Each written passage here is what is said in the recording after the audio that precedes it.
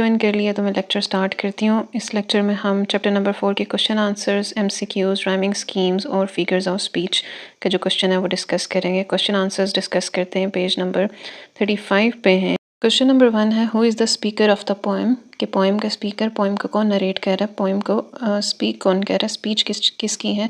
तो the speaker of the poem is the poet himself, तो poet ही poem का speaker है, पोएम वही सुना रहा है, पोएम वही बता रहा है, ठीक है।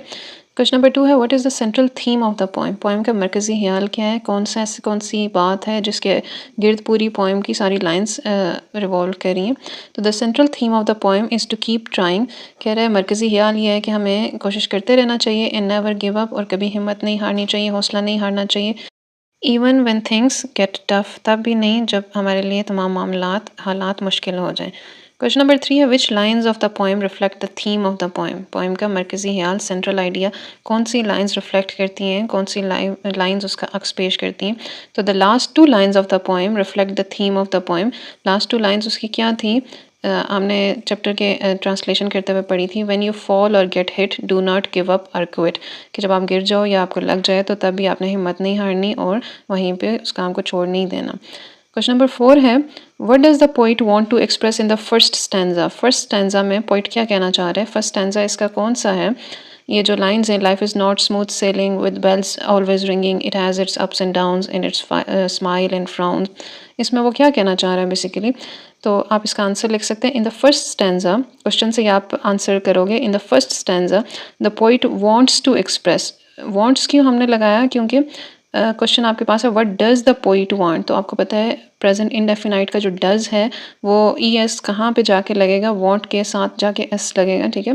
तो इसका आंसर कर सकते हैं, in the first stanza the poet wants to say that life has good and bad moments, ज़िंदगी में अच्छे और बुरे लम्हात आते हैं, and it is not always easy and happy, और ज़िंदगी हमेशा आसान और खुशगवार नहीं होती। क्वेश्चन नंबर 5 है, why did the poet use the phrase life is not smooth selling, कि जो शायर ने कहा है कि ज़िंदगी हमेशा हमवार पुरसकून नहीं होती, इसका क्या मतलब है, क्यों यूज़ किया उसने। तो आप इसका आंसर कर सकते हैं, the poet used this phrase to convey the idea. अब आपने यहाँ पे यूज्ड दिस फ्रेज लगाना है, यूज्ड क्यों लगाना है, क्योंकि क्वेश्चन में अगर आप देखो तो वाई डिड द पोइट लगा है, डिड वर्ब की सेकंड फॉर्म है, तो जब आंसर करोगे तो डिड तो हमने रिमूव कर दिया ना, जब हमने इसको सिंपल सेंटेंस बनाया, इंटरोगेटिव से सिंपल सेंटेंस बनाया तो हमने डिड रिमूव कर दिया, तो वो डिड का जो V2 फॉर्म थी वो यूज पे फिर अप्लाई हो जाएगी। तो आंसर क्या बनेगा, the poet used this phrase to convey the idea, उसने ये फ्रेज इसलिए यूज़ किया ताकि वो ये आइडिया हम तक पहुँचा सके, that life is not always easy, कि ज़िंदगी हमेशा आसान नहीं होती, एंड विदाउट चैलेंजेस, और आजमाइशों के बगैर नहीं होती, ठीक है। ज़िंदगी में आजमाइशें भी आती हैं और मुश्किलात भी आती हैं। क्वेश्चन नंबर 6 है, if you find your self in a difficult situation, कि कभी आप किसी मुश्किल हालत का आपको सामना करना पड़े, व्हाट विल यू डू, तो आप क्या करोगे, चीखें मारना शुरू कर दोगे, आंखें बंद करके सो जाओगे, या क्या करोगे।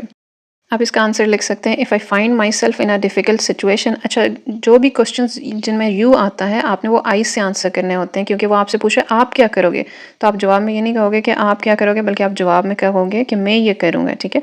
तो if I find my self in a difficult situation I will stay calm, मैं पुरसकून रहूँगी, थिंक सोचूंगी, आस्क फॉर हेल्प, किसी से मशवरा लूँगी, मदद लूँगी, एंड कीप ट्राइंग, और कोशिश करती रहूँगी, until I find a solution, जब तक कि मुझे कोई ना कोई सोल्यूशन या हल नहीं मिल जाता। ये थे आपके इंतहाई इजी इस चैप्टर के क्वेश्चन आंसर्स। नेक्स्ट है आपके पास MCQs आ रहे हैं, वो देख लेते हैं। कह रहे, while living our life we have both smiles and smiles, मुस्कुराहटें, एंड फ्राउन्स, गमगीनियाँ, ठीक है, उदासियाँ। To have what is good we have to, तो यहाँ पे क्या आएगा, we have to struggle. One can not achieve success without failure, ये आपके टेक्स्ट में भी आया था, पोइम में भी आया था। 4 है, the antonym of the word endure is, antonym होता है अपोजिट होना, ठीक है, मुतजाद होना। इंड्योर का हमने मीनिंग क्या पढ़ा था, बर्दाश्त करना। तो बेयर, टॉलरेट, सफ़र एक ही मीनिंग में आ रहे हैं। रिफ्यूज़ का मतलब होता है मना कर देना, तो ये इसका एंटोनिम आप कह सकते हैं, क्योंकि बाकी तीनों बेयर, टॉलरेट और सफ़र का तकरीबन एक ही मीनिंग है, ठीक है।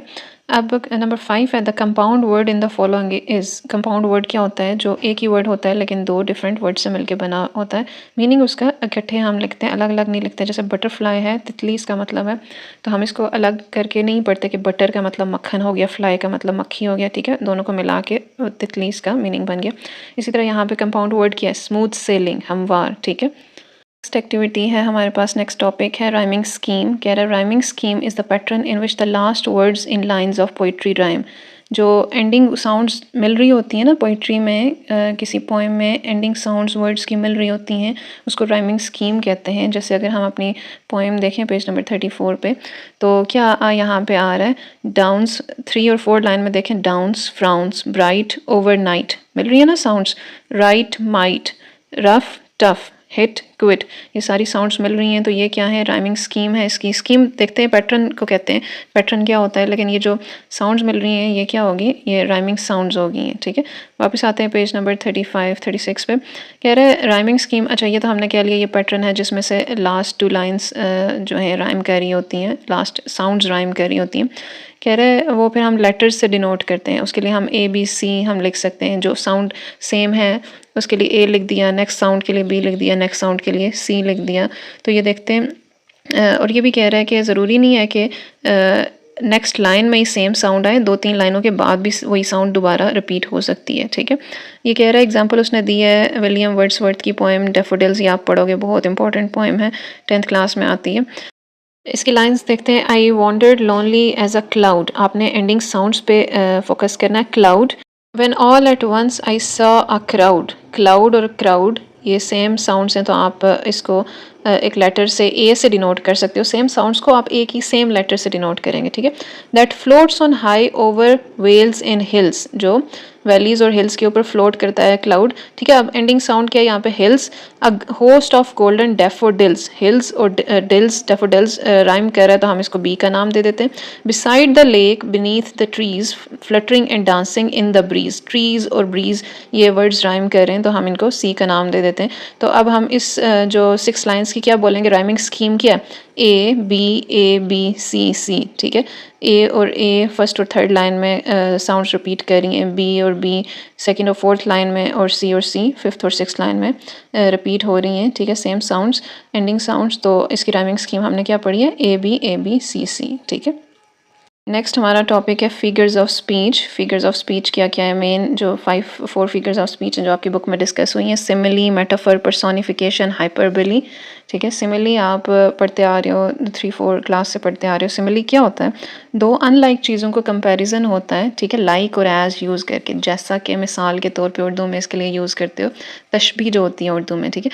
सिमिली क्या है, is a figure of speech that compares two unlike things by using like और एज। जहाँ पे भी लाइक और एज आ जाए आपने फ़ौरन पहचान कर लेनी है कि ये फिगर ऑफ स्पीच कौन सी है, सिमिली है, ठीक है। एग्जाम्पल उसने दी है, एज ब्यूटीफुल एज रोज़, और आप एग्जाम्पल्स पढ़ते हो, as slow as a tortoise, as cool as cucumber, as brave as lion, ठीक है, एज प्रिटी एज, या एज ब्यूटीफुल एज मून, ठीक है। ये सारे क्या हैं, सिमिलीज हैं, ठीक है। कंपैरिजन हो रहा है रोज़ और ब्यूटीफुल के दरमियान, ठीक है, लाइक और एज लगा के। अब मेटाफर है वो भी कंपैरिजन ही है, लेकिन उसमें क्या होता है, लाइक और एज नहीं आता, ठीक है। जैसे एग्जांपल इन्होंने दिया, हर आइज़ वर डायमंड्स, उसकी आंखें हीरे की तरह थी, ठीक है, उसकी आंखें हीरा थी। अगर कोई कहे अली इज़ अ लायन, ठीक है, अली शेर है, इसका क्या मतलब, अली शेर की तरह बहादुर है, लेकिन अगर की तरह आ जाता, Ali is fierce like a lion, Ali is brave like a lion, तो वो सिमिली हो जाती। उन्होंने लाइक एज ख़त्म कर दिया तो अली इज़ अ लायन बना दिया सेंटेंस को। तो यहाँ पे क्या यूज़ हो रहा है, मेटाफर यूज़ हो रहा है। थर्ड है आपके पास figure of speech personification. Personify करना होता है किसी नॉन लिविंग थिंग को एक लिविंग थिंग की कैरेक्टरिस्टिक दे देना, ठीक है। पर्सोनिफिकेशन क्या है, किसी नॉन ह्यूमन थिंग को किसी ह्यूमन कैरेक्टरिस्टिक दे देना, कोई ह्यूमन कैरेक्टरिस्टिक दे देना। जैसे एग्जांपल इन्होंने दी है, the sun smiled down on us, सूरज हमारी तरफ देख के मुस्कुराया, ठीक है। अब सूरज तो नॉन लिविंग है, वो मुस्कुरा तो नहीं सकता, तो ये क्या हो गया, उसको हमने सन को पर्सोनिफाई कर दिया है, ठीक है। इसी तरह अगर हम एग्जांपल दें, the candle flame danced in the dark, अब कैंडल फ्लेम डांस तो नहीं करता, वो तो नॉन लिविंग है, लेकिन हमने उसके लिए एक ह्यूमन कैरेक्टरिस्टिक लगा दी है, तो ये भी पर्सोनिफिकेशन हो गई है। या अगर हम एग्जांपल अक्सर बुक्स में पढ़ते हैं, the train whistled, train non living है लेकिन विसल एक लिविंग कैरेक्टरिस्टिक है, ह्यूमन कैरेक्टरिस्टिक है, तो ये भी यहाँ पे क्या यूज़ हो रहा है, पर्सोनिफिकेशन यूज़ हो रही है।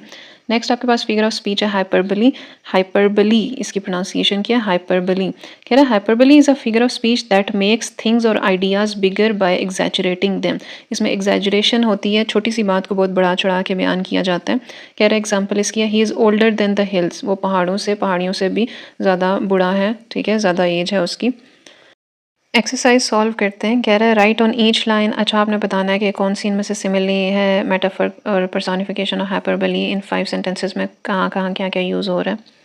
नंबर 1 है the camera loves me. Camera non living है और लव जो है लिविंग थिंग की कैरेक्टरिस्टिक है, लिविंग थिंग की क्वालिटी है, तो यहाँ पे ये क्या यूज़ हो रहा है, पर्सोनिफिकेशन यूज़ हो रही है, ठीक है। नंबर 2 है Kamran was so bored that he was pulling his hair out, कि कामरान इतना बोर्ड था, इतना बोर्ड हो चुका था कि वो अपने बाल निकालना शुरू हो गया। तो ये थोड़ी सी एग्जैजुरेशन है। इस फिगर ऑफ स्पीच में एग्जैजुरेशन होती है, उसको क्या बोलते हैं, हाइपरबोली, ठीक है। नेक्स्ट नंबर 3 है this apple is as sweet as candy. तो हमने पढ़ा था कि जिसमें भी लाइक और एज आए वो क्या होती हैं, सिमिली। नंबर 4 है my heart was a bucket full of joy after all the sweet compliments. तो यहाँ पे ये बेसिकली इस सेंटेंस में कह रहा है my heart was a bucket, मेरा दिल जो है एक बाल्टी बन चुका था, फुल ऑफ जॉय, खुशी से भरी हुई। तो हार्ट को कंपेयर किया जा रहा है बकेट से, लेकिन लाइक और एज नहीं है, तो जहाँ लाइक और एज के बगैर कंपैरिजन होता है वो क्या होता है, मेटाफर। नंबर 5 है I had an ocean of water to drink, कि मेरे पास पीने के लिए एक ओशन ऑफ वाटर, पानी का समंदर था। तो ये बहुत एग्जैजुरेशन हो गई है यहाँ पे, जहाँ एग्जैजुरेशन होती है उसको क्या बोलते हैं, हाइपरबोली। ये थे आप लोगों के फिगर्स ऑफ स्पीच। उन्होंने राइटिंग प्रैक्टिस दी है कि आपको 4 वर्ड्स दिए हैं, इससे आपने फिगर्स ऑफ स्पीच को देखते हुए सेंटेंसेस बनाने, जो कि आपकी होम एक्टिविटी है, ठीक है। आप कमेंट्स में वो लिख भी सकते हैं अगर आपके जहन में अभी आ रहे हैं। नेक्स्ट लेक्चर में इंशाल्लाह हम ग्रामर पोर्शन कवर करेंगे, जो कि टाइप्स ऑफ वर्ब, बेसिकली 5 और 6 टाइप्स ऑफ वर्ब हैं, उनको डिस्कस करेंगे और उनके रिलेटेड एक्सरसाइजेस करेंगे।